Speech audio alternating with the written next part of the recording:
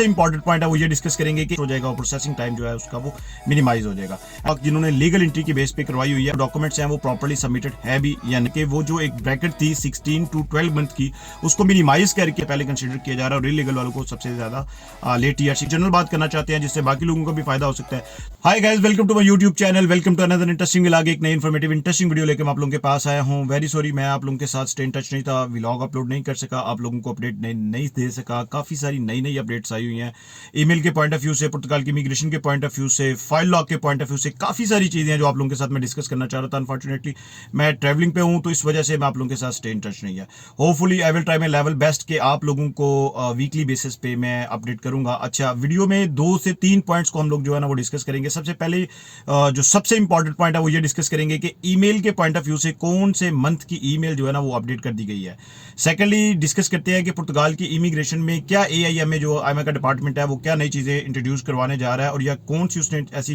चीजें इंट्रोड्यूस करवाई हैं जिनसे आने वाले दिनों में TRC कार्ड का जो प्रोसेस है और जो प्रोसेस है उसका वो फास्ट हो जाएगा और प्रोसेसिंग टाइम जो है उसका वो मिनिमाइज हो जाएगा। एंड नंबर 3 के ऊपर ये डिस्कस करेंगे कि मेरे भाई ने एक क्वेश्चन पूछा था मुझसे कि जी फाइल लॉक के पॉइंट ऑफ व्यू से कि जो इलीगल एंट्री में लोग आ रहे हैं और वो 12 टैक्सेस भी दे रहे हैं, तो क्या उनके लिए TRC के टाइम पे जब वो बायोमेट्रिक के टाइम पे जाते हैं तो उनके लिए क्या कोई प्रॉब्लम हो सकती है, या फिर वो जो फाइल लॉक जिन्होंने लीगल एंट्री की बेस पे करवाई हुई है उनको थोड़ा सा ज्यादा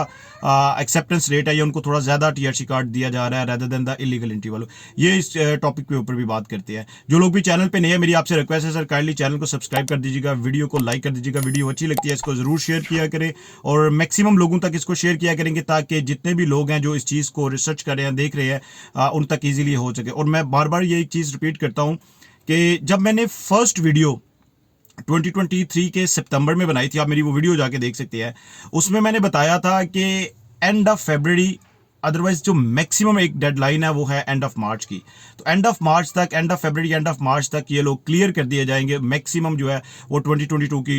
फाइल लॉक वालों को, जिसमें मैंने सितंबर अक्टूबर तक की डेडलाइन दी थी। उस वक्त मेरे कुछ लोग जो है मेरे कह सकते हैं कि भाई जो है ना वो मुझसे ये भी पूछ रहे थे कि ऐसे कैसे पॉसिबल है, प्रोसेस इतना स्लो चल रहा है। तो अभी आप देखिएगा कि बहुत सारे लोगों को ईमेल रिसीव हो चुकी हैं अक्टूबर तक की, अक्टूबर की 2022 अक्टूबर की ईमेल्स उनको रिसीव हो चुकी हैं। बहुत सारे लोग ऐसे हैं जो ये भी कहते हैं कि जी ईमेल अभी तक हमारे पास नहीं आई। उसमें से 2 से 3 उनकी रीजंस हैं। एक तो वो प्रॉपर्ली उसको चेक करें और उसमें से देखें कि उनके जो डॉक्यूमेंट्स हैं वो प्रॉपर्ली सबमिटेड है भी या नहीं सबमिटेड। नंबर 2 के ऊपर जो एक सबसे इंपॉर्टेंट पॉइंट है वो ये है कि उनको एक चीज का खास ख्याल रखना चाहिए कि अगर ईमेल्स आ रही हैं, इनको ईमेल्स आ रही हैं, तो ये देखना चाहिए कि उनकी एंट्री लीगल है या इलीगल एंट्री है। जो मेरे सुनने तक आया है, जो मेरे सोर्सेज के थ्रू मुझसे इन्फॉर्मेशन पहुंची है वो ये है कि अभी तक जो फाइल लॉक है वो लीगल एंट्री वालों को ज्यादा ईमेल्स जो है ना वो सेंड की जा रही है और उनको ज्यादा ऑन प्रायोरिटी वो डील किया जा रहा है। अब प्रोसेसिंग टाइम की बात करते हैं तो प्रोसेसिंग टाइम में मैं आप लोगों को एक चीज ये शेयर करना चाहता हूं कि प्रोसेसिंग टाइम में AIMA की ये कोशिश है कि वो जो एक ब्रैकेट थी 16 टू 12 मंथ की,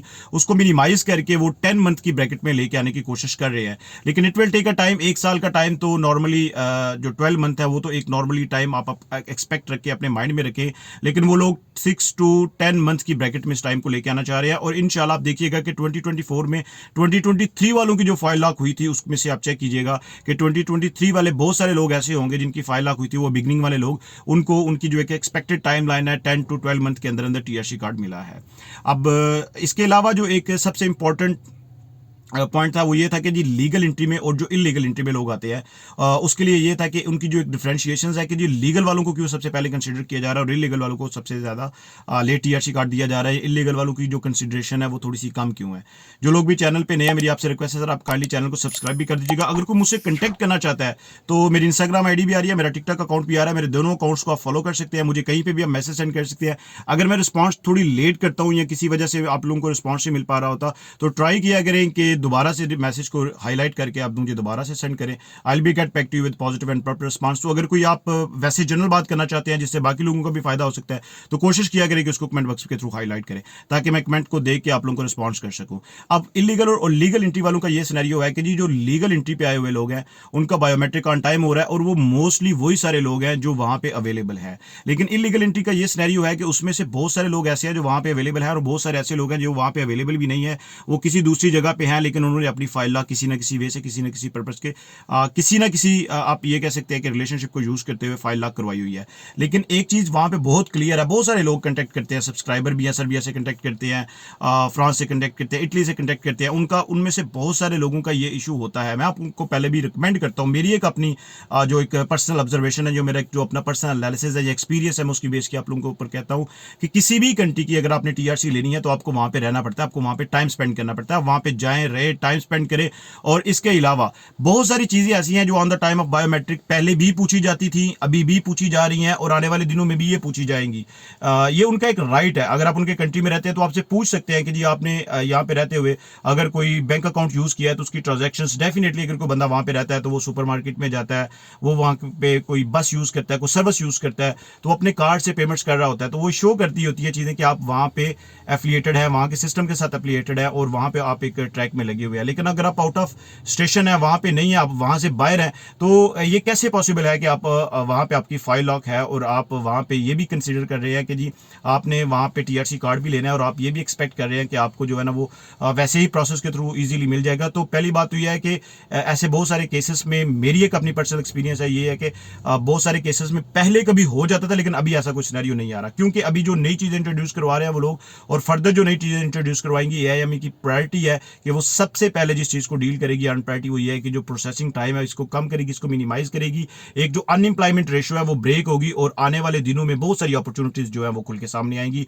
और जो टूरिस्ट वीजा के पॉइंट ऑफ व्यू से, और एक मेरे भाई ने मुझे कमेंट में हाईलाइट भी किया था कि हमें थोड़ा सा स्टडी वीजा के पॉइंट ऑफ व्यू से बताइएगा कि जो पुर्तगाल में अपॉर्चुनिटीज हैं, या शेंजन वीजा के पॉइंट ऑफ व्यू से कि अगर विजिट वीजा पे नहीं, कोई स्टूडेंट वीजा के ऊपर इसको जाके अप्लाई करना चाहते हैं तो इसको क्या कीजिएगा। एक कंप्लीट फेलोशिप प्रोग्राम की डिटेल आप लोगों के साथ मैं शेयर करूंगा कि आप कैसे अप्लाई कर सकते हैं, कैसे आपने यूनिवर्सिटी को चूज करना है, उसके बाद आपने फेलोशिप प्रोग्राम के लिए कैसे अप्लाई करना है, फिर आपने अप्लाई करने के बाद केस लेटर कैसे रिसीव करना है, केस लेटर रिसीव करने के बाद आपने वीजा कैसे अप्लाई करना है, कौन से डॉक्यूमेंट्स आपको रिक्वायर्ड है। एक डिटेल वीडियो, कंप्लीट वीडियो मैं लेके आ रहा हूं, इसके बाद वही वीडियो आप लोगों तक पहुंचेगी। अगेन रिक्वेस्ट करता हूं जो लोग भी चैनल पे नया, सर काइंडली चैनल को सब्सक्राइब कर दीजिएगा, वीडियो को लाइक कर दीजिएगा, वीडियो अच्छी लगती है इसको शेयर किया करें। मिलते हैं एक नए इंटरेस्टिंग व्लॉग में, तब तक के लिए अपना ख्याल रखिएगा। बहुत सारी माजरत कि आप लोगों को प्रॉपर्ली ऑन टाइम रिस्पॉन्स नहीं दे सका, अपडेट नहीं कर सका। कुछ जो लोग मैसेज कर देते थे उनसे मैं रिस्पॉन्स कर रहा था, उनको अपडेट कर रहा था, लेकिन अनफॉर्चुनेटली मैं वीडियो नहीं बना सका चूंकि ट्रैवलिंग कर रहा था। तो definitely will get back to you with new and interesting vlog इंशाल्लाह। स्टे इन टच रहिएगा, तब तक के लिए स्टे ब्लेस्ड।